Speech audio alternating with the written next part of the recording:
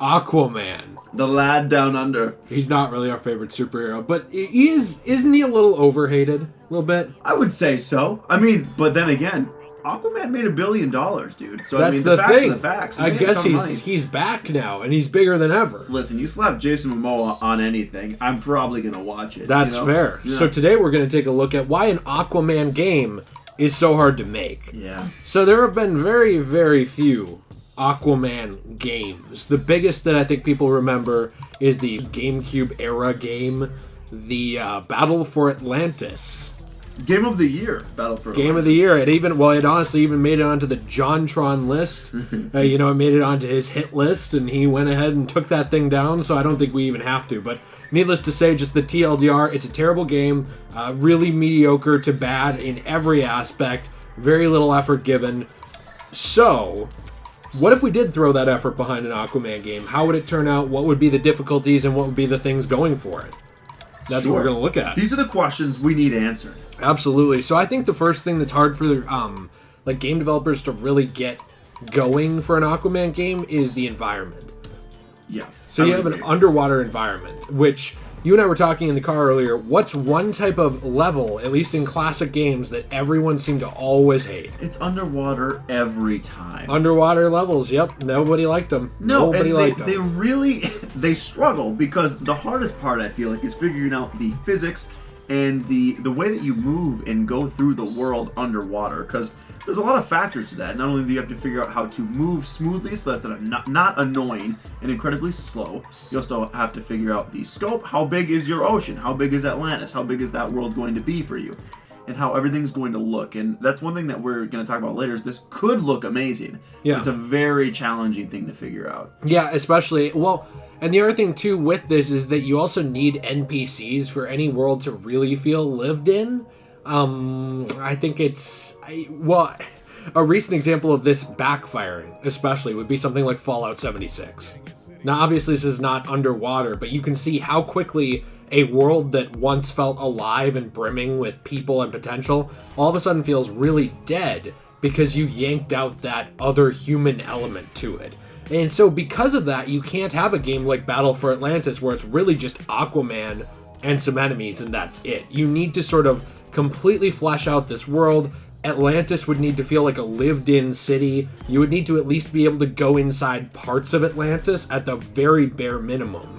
And you would need actual characters that inhabit it and make it feel like it's a real place in the world. As soon as you don't have that, the player's out. Well, you need to make it feel interesting and engaging and almost, it's weird to say, but relatable. Like, the characters can't be so far out there and weird and it's not interesting.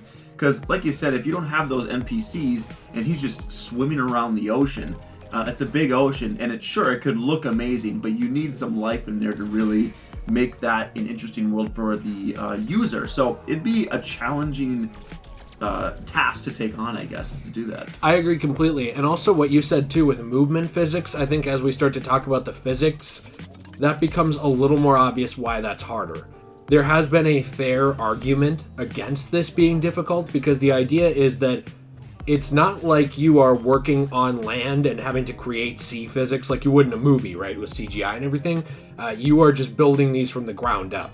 The problem is there's not really a very good precedent for this. There are some recent things, like recent titles in the last 5 to 10 years, like things like Subnautica, which are able to actually sort of take that underwater environment and add physics to it and everything, but a lot of that has more to do with vehicles and stuff as well versus playing as a super-powered individual. So you start adding layers upon layers of like, how would Aquaman's powers work, which we'll talk about later too, but not only that, also with like, how would the powers of a superhuman work underwater when we can barely get the underwater physics to work for normal people without feeling sluggish? Oh yeah. How do we do that? And I think that goes right into combat too, is one thing that we were going to talk about, is combat would be exceptionally challenging to make. Because you look at a lot of the more recent games like Arkham and Spider-Man and games like that where it's very flow-based and you get a rhythm going. Yeah. And not to say that you couldn't do that, but this would really, you would have to make it kind of feel underwater and realistic in that sense. You'd have to slow that down a bit. So you could do it. You could, I'm sure, make a rhythm that would work well and maybe even go away from that. but it'd be really a challenging thing to make seem like it's working well and that would flow well and maybe not compare necessarily to the Arkham series, but give it where like it's a fun combat system, I guess. You know what I mean? Well, and that's the question too, is how do you make that combat system in depth but also flow? He does punch faster than a human would.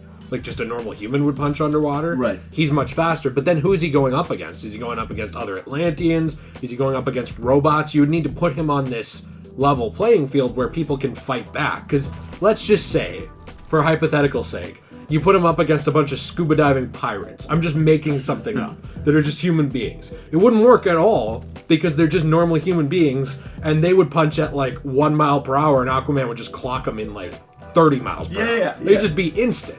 Then you start to move into detail physics, and these are things that I think are not as big of a deal, like you and I talked about, but they do have an impact on the game because there is no real good precedent for some of these things. Like you'd have to have underwater hair physics. Hair physics are hard enough to get right above water, and they've only gotten done really well in recent years, actually. Like a lot of games even opt to kind of move away from them still because they're just a time-consuming thing. I would agree. There's a few games like on the PS4 Pro and obviously PC and stuff, and I guess the Xbox, the newer Xboxes too, where you can see it. I would say like Red Dead Redemption and stuff like that, where it's insane detail. And it's decent in like GTA. Rockstar has always been decent with it. But they're very few and far between. Yeah, and so I think like it's something to consider because that's the other thing. If Aquaman has long hair, is it all just going to float up above his head the entire game? Mm-hmm. He's going to look dumb. Right. So that's something else you have to consider. That even plays into character design. Or do you ignore it and just get rid of believability in that way? Yeah. Or do you say believability doesn't matter, this is an Atlantean fighting fish monsters? I don't know. I don't know what you go with. Right. What's the gravity here? There is some. Do things just float to the surface? How does that work? It's a tough question. I mean, you have to figure out how things look without it, and that's, I guess, one thing that we're going to move into a little bit too, is just the tone of it. Is how serious are you going to take this game in its tone?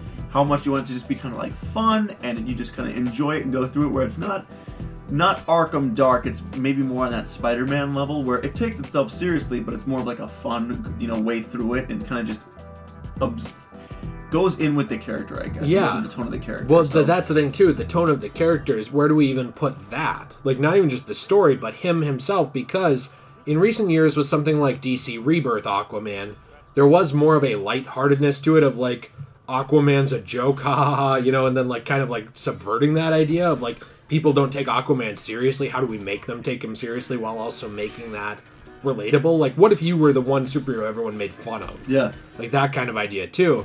And so do we go with that? Do we go with like the no one takes Aquaman seriously and we risk turning him into a bit of a clown? Do we go with that and then try to subvert it later and make it serious? Or do we just say, you know what, let's pretend it's serious the whole time, kind of like the Aquaman movie, where it's like there's jokes sprinkled throughout for sure, like very Marvel formula in that regard, but do we make these jokes sprinkled throughout and the story itself is serious? Where does that land? Yeah, the tone you're approaching it with kind of sets the foundation for the entire game, I feel like. It's just kind of how you're going to navigate everything and how seriously you're going to take certain things and how you're going to form things in realism as much as you can with Aquaman. And like you said, I think they'd be better served to go with a route like with Momoa, which obviously it did well. I mean, $1 billion at the box office. But going in a way where it's fun, it's more relatable, and it's more got, I guess, more of a human element more than like the Aquaman tyrant of Aquaman or Atlantis. Yeah. So I feel like they should go that route if this was to be a thing. And there still were definitely serious story beats in that. Yes, for sure. absolutely. I mean, like things that going on I say it about Black Panther too, but there were certain things going on mirroring almost like a Lion King archetype. Yes. With that sort of story of like, the boy comes home and like takes his throne. There is stuff that you can do with that I think connects with people in a primal sense. But like you said, I think you need to go in on the human element too. This isn't Batman. No. And I don't think it should be. Well, that's the thing is like I think what's challenging about this too is Batman has got a very like, this is who he is. This is the character that you should expect. It should be a brooding, for the most part, kind of just vengeful almost person that's focused borderline on sociopath. Borderline sociopath that you see, you know what to expect when you go into a Batman movie. or really any kind of Batman content. Aquaman's a little bit tougher because, like you said, he's gone through a lot of different transformations as far as taking him super seriously, not doing so, and kind of in between. So the nice thing, pros and cons with this, it's hard to know what direction to go with that, but you can take him really in any direction you want to and just make the character your own. Yeah, his villains have definitely gone back and forth in terms of their seriousness and who they are, but who's recognized by the general audience? If you've watched the Aquaman movie, which is probably the general audience that knows much about Aquaman at all. Right, we'll just assume they have with $1 billion. I would say it'd be Orm and Black Manta. And there are like a lot more Aquaman villains. Like, that's not our point. I think the point is just that with someone like Batman, you already had Two-Face, Penguin, Joker, Riddler, just like off the top of your head, Bane. People knew who Bane was already. Like, that's at least 5 just off the top of your head. And there's more than that, too. Mr. Freeze. Mr. Freeze, Schwarzenegger, yeah. So, like, you had all 6 of those. Poison Ivy. People knew who that was. And Harley Quinn had sort of transcended into the mainstream alongside Joker. Mm-hmm. So we're already approaching 8 or more villains to work with that everyone knows about. You have a framework, and then you build up new people from there that, like, people might not know about as much. And people like us, we know who Firefly is. Right. Yeah. But not everyone would. So you'd be able to build that up, and people who knew who that was would be like, oh, hey, I like that guy. I remember him. There's a lot of depth to it. But, people who don't would be like, oh, I understand the basic premise of who Firefly is. I get it. It's like you're treating the source material with respect, not treating people like morons, but in a way you sort of have to treat them like this is their first step into the product too. Mm-hmm. And you have to balance that. So who are those villains you go with? Again, it's a question that I don't think is easily answered. And I think the final thing we wanted to talk about too was what this game has going for it positively. It's one thing is something you brought up a few times here, the brand recognition of this because of the Jason Momoa movie and even Justice League. I know it like flopped compared to some things, but like that made a lot. Aquaman was in it. He got his own movie off of that. His movie made over $1 billion, so people saw it. And well liked. It wasn't like, obviously this wasn't like an amazing movie. I wouldn't even say it was quite on the level of a Wonder Woman, but it was still good, and it was still a fun movie to watch. So you're saying it wasn't like BVS where people saw it and like half those people hated it, but it got a ton of money. No, you're saying it was light. This was just a fun movie. Yeah, that's really, I think a lot of people would describe it as just a fun, well-done movie that isn't going to blow you away, but it's like, I had a good time watching that. And that's fine. And I think it was a good thing for Aquaman. I think that definitely helps. I think the fact that there's 2 big incentives to doing this right. If you were a company that made this game and made it right, a fleshed out underwater world would be visually gorgeous, especially with the scale that I would assume Aquaman would demand. You can have Subnautica, I'm not knocking it at all, but like it's very much a contained experience in a lot of ways. Like it's I'm trying to think of what I'm saying because it's like money went into it, but it's not like a AAA superhero game where they would shove boatloads of money behind it. Right. There would be a precedent set here, almost like Red Dead level of like, oh my gosh, you got this world right on this scale. That is insane. This would be one of the first companies, I think, to get underwater, fully realized worlds correct and well done and fleshed out. And that would be a huge accomplishment to have under your belt as a studio. That would be insane. And I think the other thing, too, is that if you got all of these game mechanics right, this would set a precedent as like a technical marvel in gaming. For the industry. Yeah, for sure. People following you doing anything underwater would be looking at this like Subnautica is now looked at and referenced, like we've done even several times talking about this, as a precedent of, wow, you did something right in this area. And people are too, like, I wouldn't say afraid, but just don't want to touch because it's like, it's just cancer to the game industry in some ways. It's like, you don't want to get involved in that because you don't want to be the person who made Echo the Dolphin and no one cared about it. Right. This would be the opposite.